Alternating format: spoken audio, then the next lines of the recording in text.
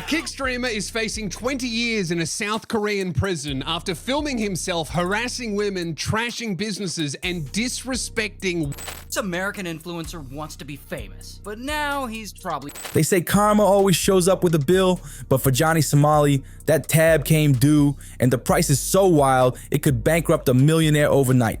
The South Korean courts just hit the infamous American streamer with a mind-blowing fine of $10 million, and you can almost hear his accountant crying in the distance. That's not pocket change. That's the kind of number that doesn't just wreck your credit score, it buries your whole life in debt and dust. And that extends the whole trial process by easily 2 to 3 months. So if he just pleaded guilty to that, things would be over pretty quickly. He would get his sentence and he would at least know what his fate is. But now they're deciding to extend the process for no real upside. And by him not pleading guilty, that just makes the sentence even harsher. $10 million. This isn't punishment, it's an execution of his entire lifestyle. And let's be real, this didn't fall out of the sky by mistake. Somali, born Ramzi Khalid Ismail, spent years running a one-man international scandal tour, treating every country like a new stage for his chaos. He may disrespect his brand, hopping borders like a backpacker, but leaving behind bans, outrage, and disgust. So today, at least he was very serious. So currently he's facing 8 counts, or 8 charges, and 4 of which are obstruction of businesses, 2 of which are misdemeanors. He pled guilty to all 6 of those charges.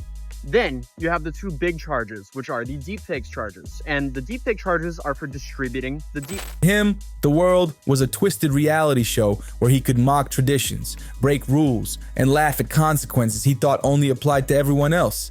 He went to Japan and mocked commuters with Hiroshima and Nagasaki jokes. He went to Korea and disrespected sacred memorials tied to wartime pain. He filmed himself dumping noodles on store counters, cussing out clerks like it was a skit, and through it all, he rocked that bright red "Make America Great Again" cap like it was some magical shield against shame and centuries-old respect codes. But the empire of chaos he built has finally crumbled, and this crash is anything but soft. Now he's holding what might as well be a loaded gun with a sticky note on it. Pay up or rock. Again, for the people out there, this is the sentencing range before today. It changes wildly, and you're going to see it in the best way. And that's the best way for me and those who want Johnny Somali convicted, and the worst way for Johnny Somali after this one is... The South Korean courts gave Somali a suspended sentence, freedom only if he can cough up an impossible $10 million. And let's be honest, anyone with a calculator knows this is fantasy.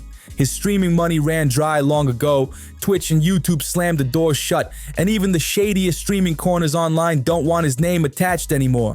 Every revenue stream that disappears pushes him closer to a cold gray cell. And with prosecutors led by a veteran boasting a 90% plus win rate, you better believe leniency is off the table. One legal expert didn't sugarcoat it. They flat out said, yeah, he's getting a severe punishment. And that's before we even talk about the other legal bombs ticking beneath his feet. Ramzi Khalid Ismail has been hit with a new criminal charge. That's right, as of 2 days ago, on the 25th of July of 2025, we have a new criminal charge for Johnny Somali, aka Ram. Sure, Ismail can rant on Rumble or whatever bottom tier platform still lets him in, but the truth is brutal. The stakes aren't moving an inch. If he can't pay, and let's be real, unless he discovers gold bars in Fort Knox, he can't, then his little taste of freedom evaporates overnight. South Korea isn't the kind of place where you cry broke and get a pat on the back. Here, that road leads to decades behind bars, maybe even the rest of his life. And unlike in the States, you can't pull the bad childhood card or lawyer your way into pity points. These judges aren't playing for clout, and nobody's waiting for a troll show in their courtroom. One late payment, one wrong step, and Somali's name turns into a warning label for every wannabe shock streamer who thinks East Asia is just a viral playground. The wildest part, Johnny Somali really lived like consequences couldn't touch him until now. He strutted through airports like a rock star, turned apology videos into Instagram skits, and even mocked his own captors while handcuffed in the back of a police car. This is called merging in a charge. It is atypical for this to happen once. but it is completely unprecedented from the people I've talked to, lawyers, others in this process, to see this many merged into the case, which really means they are hitting him and with needles and needles and needles To his American followers, he bragged that nothing serious would happen to him because, in his words, "I'm an American citizen." Then he pulled up to court wearing that same infamous red hat, over an hour late, still looking hungover from a wild bender the night before. He acted like he was untouchable, like the myth of his own invincibility was real. But reality doesn't bend for clout. And in South Korea, the public had enough. From angry online mobs to people ready to mob him in person, folks made it their mission to humble him hard.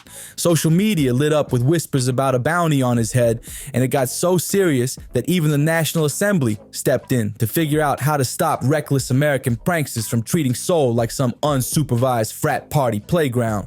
But here's where the story flips from cautionary tale to straight up fever dream. We have a trend that I called out in the beginning, and I said this would happen, and exactly as I predicted, we are seeing new charges added right before each court date. Every single court. Just as the dust was settling and his rap sheet expanded from petty crimes and obstruction of business to heavy stuff like spreading propaganda and explicit content charges, new whispers started circulating. And these whispers are darker than anything we've seen so far. Behind closed doors, Korean law enforcement is buzzing about Johnny Somali's alleged obsession with AI deepfakes. Not as a joke, but as a weapon. Word on the street is he may have been creating AI-generated videos to intimidate, silence, or even blackmail people brave enough to call him out. That's not content, that's cyber warfare. And then came the bombshell rumor. A well-known female Korean streamer supposedly depicted in explicit AI footage tied directly to Somali's fingerprints. If prosecutors connect those dots, that single charge could tack on another 7 years to his sentence. Nobody truly knows how far the rabbit hole goes, but the picture is chilling. This might not just be one clown's prank spree gone wrong. It could be a calculated digital extortion scheme wrapped in chaos and hidden behind the noise of his outrageous stunts. For a guy who can't even keep a live stream running without getting banned, Johnny Somali somehow finds himself at the center of more criminal creativity than your average Bond villain. And while his defense team scrambles like headless chickens, the charges just keep stacking higher. Obstruction, indecent behavior, lewd acts, propaganda, even digital exploitation. At this point, prosecutors could practically invent a brand new category of crime just by listing his alleged offenses. One furious parent from Lie World is demanding the maximum penalty after claiming Somali's text-to-speech donations were so graphic they crossed every legal line imaginable.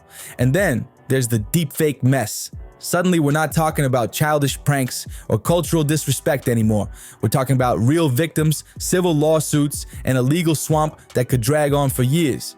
But here's the most twisted part. Every time the curtain looks ready to drop, Somali just flashes that crooked grin at the camera and shrugs like the whole world is still his stage. Is it bravado, straight up delusion, or something darker bubbling under the surface? Rumors are thickening into conspiracy talk fast, and people are saying Somali's swagger might not be all ego or streamer flex. Some think there's secret backing, high-level intervention, or unseen strings getting pulled behind the scenes.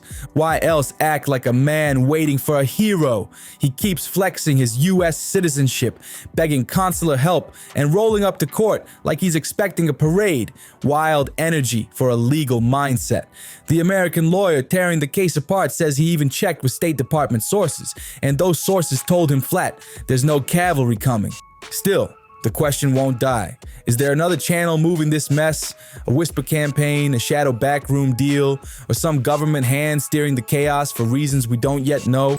Okay, so we just got out of Johnny Somali's third court day here in the beautiful yet rainy Seoul, South Korea. And it's safe to say, last time things went terrible for him. Today things went awful, and honestly kind of embarrassing because a lot of the stuff they did not make sense whatsoever.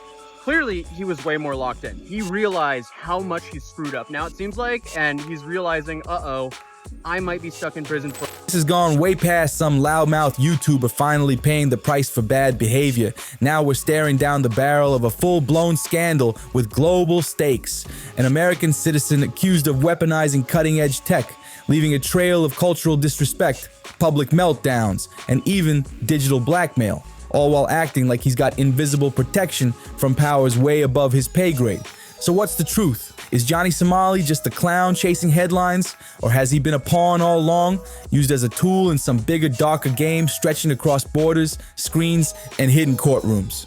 Whatever the answer, the next move isn't in his hands. It belongs to forces we might not even see coming. And as this wild saga unravels in real time, the ripple effect is shaking the entire streaming world.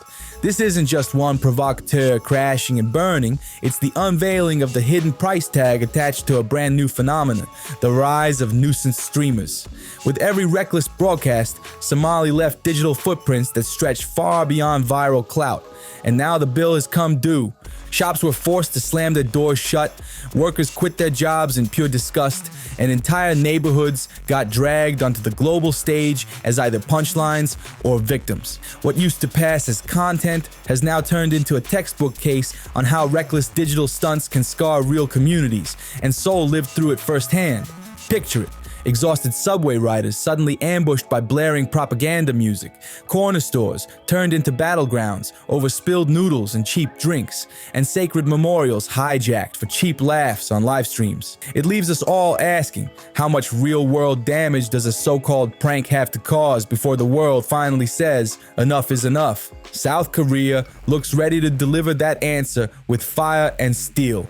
Their response to Somali isn't just about punishing one loudmouth, it's about drawing a hard line for everyone who profits off humiliation and chaos. Johnny Somali is frequently getting arrested in foreign countries for his on-stream behavior, but they always let him go. With the amount of sentences this guy's avoided. Even inside the halls of parliament, lawmakers are debating brand new laws and harsher penalties designed to kill off this toxic genre of digital circus once and for all.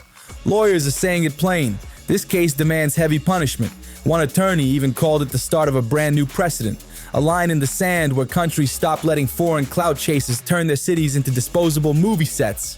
And suddenly, all those other streamers, especially Americans and Europeans who love stirring up chaos IRL, are looking real quiet online. This trial has become a warning shot heard around the world. If Somali wanted infamy, he got it, but not the kind that brings fame or riches. He's infamous for all the wrong reasons now. And while the courts fight over his future, the wreckage he caused still lingers. Seoul locals say they don't feel safe at their own corner stores anymore. Families avoid subway stops haunted by his antics, and the employees can't shake the memory of being ambushed on camera by a foreigner shouting slurs. His chaos didn't just stream for laughs, it left scars in real lives. We've seen other creators scrambling to pivot, deleting old clips, scrubbing their digital trails, and rushing to clean up before they end up as the next viral cautionary tale, or worse, the next face on a government-wanted poster. But you can't break down the train wreck of Johnny Somali without facing the ugly truth. The culture that created him didn't just happen. It was built step by step, clip by clip, outrage by outrage. So this turd, his name is Johnny Somali. Well, that's not his actual name. His real name is... The rise of IRL villains wasn't some accident of the internet. It was engineered in plain sight. Platforms that preach community guidelines were busy cashing in every time Somali crossed another line. Engagement spiked, outrage exploded, and the algorithms ate it up. Hate streaming wasn't just tolerated, it was rewarded. Each viral moment poured straight into the global bloodstream, with every angry click translating to cold, hard cash. And for a while, there was almost a twisted genius in how Somali gamed the system. Provoke, escalate, monetize, repeat. The rules were crystal clear. If people were talking, no matter how disgusted, the numbers soared. But here's the kicker. It wasn't just the platforms fueling this monster. While Somali pocketed the profits, we were the ones fueling the fire. Watching, sharing, commenting, and turning every reckless stunt into a trending circus. Even people who swore they hated everything he stood for couldn't resist doom scrolling his chaos, eyes locked on the screen like it was a slow-motion car crash they just couldn't look away from. Anyway, Johnny Somali was arrested partially for his own safety because after days of him streaming himself being incredibly rude and disruptive in South Korea, there were literally hundreds of Asian people on the street, all hunting down a black guy. There's a twisted psychology at play here. Collective outrage morphing into morbid curiosity, and for some, even straight up fandom. The more polarizing Somali became, the more influence he gained, and the cycle kept rewarding him. It didn't just allow toxic behavior, it crowned it, making celebrities out of those willing to torch every social and moral line just to stay viral. And now, with Somali's spectacular downfall, the reckoning goes deeper than one man's punishment. It's about us, the digital audience, and whether we've finally reached our breaking point. Are we guilty of creating the same villains we claim to despise? It's a bitter truth with no easy answer, but the evidence is flashing right in our faces. As platforms scramble to rewrite their policies and law enforcement races to keep pace, the viewers themselves are left staring in the mirror, forced to reckon with how much they fueled this fire. The story of Johnny Somali isn't just a streamer's arrogance spiraling out of control. It's a cautionary tale about the twisted psychology of modern fame and the culture that made his downfall feel inevitable. But here's the part that turned the saga into something ripped straight out of a dystopian thriller. The public didn't sit back and wait for the courts. As the chaos escalated, real bounties started popping up on Korean social media and local message boards. Influencers and even everyday citizens were offering hard cash to anyone who could expose Somali's location or catch him slipping. $1,001,000 won, around $800 for info. Another payout just to teach him a lesson. What followed was a citywide game of cat and mouse. Every time he stepped outside, Somali risked getting cornered. And it wasn't long before reality hit. He got punched in the face live on stream, chased through crowded streets, and hunted down by growing mobs of amateur bounty hunters. And the wildest twist, each confrontation was clipped, shared, and celebrated online, as if the audience had decided the courts weren't moving fast enough. What's chilling is how completely the lines blurred. Was this justice? Or were we watching a digital mob invent its own brand of law? At what point does holding someone accountable morph into full-blown vigilante chaos? My guess is police have been looking for an excuse to bring him down for a long time, and finally he did something Legal experts are warning this could be the start of a dangerous new era, one where public outrage, fueled by live streams and instant messaging, begins replacing real due process. Sure, we've seen glimpses of this before in other contexts, but rarely with this level of intensity, coordination, and raw anger. Things got so wild that authorities had to issue warnings to both Somali's pursuers and defenders, making it clear South Korea's justice system would not allow citizens to hand out punishment on their own terms. Yet for many locals, the feeling stuck. This was the only way to reclaim dignity in a situation that never should have been allowed to spiral this far. And at the center of it all, Johnny Somali himself, still bizarrely defiant. He keeps posting online, bragging about his supposed immunity and flashing his American passport like it's a free pass. His apology for mocking Korean history was instantly ripped apart as fake, especially since he refused to take down the very photos and videos that sparked the outrage in the first place. I just want to apologize for what I have done. My behaviors did not mean to hurt Koreans' pride this much, he muttered at one point, but to most viewers, it sounded like nothing but empty words. And with every passing day, the list of allegations only grows longer. Fresh whispers point to new digital evidence, AI-generated videos allegedly used to pressure or manipulate potential victims. If that sticks, the fallout could be catastrophic. Some legal experts believe the court won't just hit him with fines. They're predicting a brutal combo. Towering financial penalties, civil damages, and a prison sentence that could stretch into decades. The goal? To crush the nuisance streamer playbook once and for all, turn Somali into the ultimate example of what happens when the line between content and crime gets erased. And the world is watching. In Japan, the press is already buzzing, remembering Somali's earlier ban for anti-Japanese harassment. Legal circles across Asia are studying this Korean case as a possible blueprint for their own prosecutions. Meanwhile, American authorities have gone silent, distancing themselves completely, even as Somali desperately waves his passport online, begging for a diplomatic rescue that simply isn't coming. The world's eyes are locked on this case, and the message couldn't be louder. The age of digital impunity is crumbling, one reckless streamer at a time. The countdown is on. Somali's court date looms large.